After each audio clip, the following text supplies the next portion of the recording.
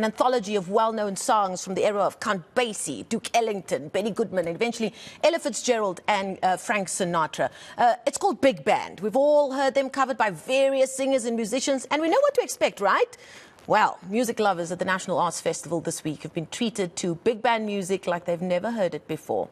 And that's because it's getting the Kesivan Naidoo treatment, considered his generation's most eminent drummer. Naidoo, who's now based in Switzerland, is back home and has teamed up with some of the country's top jazz talents to serve up the brand new big band experience. And he joins us live from Makanda. Kesivan, thank you so much for your time this morning. I know this is early for a musician who's gigging, and we know what those nights at the Arts Festival are like, so we do appreciate your time.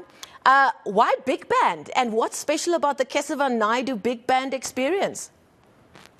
Well, I think as a drummer, there's been the great drummers like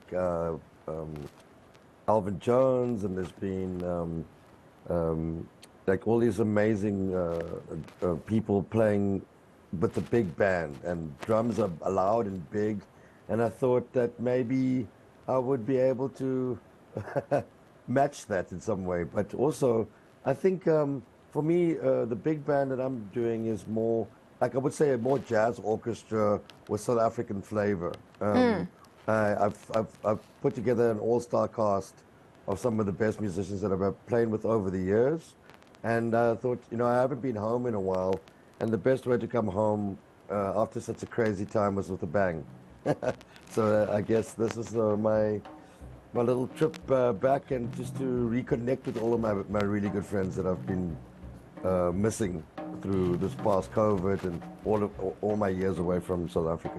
Now, Kesivan, I'm going to age myself and you now, because I remember watching you and some of the jazz cats who are now seen as the veterans in the business back in your UCT College of Music days. And I remember at the time sometimes stumbling, as one does in Cape Town in the nightlife, stumbling into experimental jazz get-togethers where cats just jump on and do their thing. How important was that experience at the very roots of your career? And is it something that's still with you now as you move in those more eminent jazz circles of Basel and the places where jazz is really kept on a very high pedestal internationally?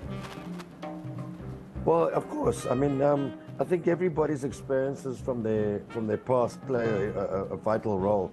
But it's important to immerse yourself in whatever environment promotes what you're trying to pursue. In my case, with music, I followed the music wherever it was really happening. So when I finished high school, I knew that Cape Town was the place for me to be. Went to UCT and all that, and then eventually I was playing with all these great musicians. I was in Johannesburg, and some people recognized me, like Marie Makeba and Yuma Sakela and all those people. So they took me under their wing and connected me with people around the world. And eventually I ended up in America, where I did my master's and lived in New York for a number of years. But I think going there and going to these places, I mean, everybody's really amazing. But I think what sets me apart, which is important from back then, was my strong identity to South Africa and the roots of our music. And people can recognize that. And I think that's a big reason why I've gotten as far as I have, because I've stayed in touch with the roots, and that kind of makes me unique in that environment. South African jazz really does punch above its weight. I think the same of opera in South Africa as well. And there's always this excitement when you see internationally there's a South African musician on the cards. I mean, you played to a sold-out Carnegie Hall back in 2014 with a new album at the time. And then you see some great work being done by local musicians. You playing with Carl Shepard. Benji Jafta has just brought out an amazing, transformative new album. What is it? What is that gold dust of South African music that really always gets people to sit upright, no matter where you are in the world?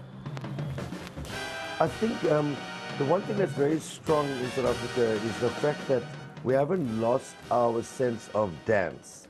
South African jazz is very rooted in dancing. I don't mean necessarily just getting up and dancing, but in our language, the word for music incorporates the idea of dancing and singing.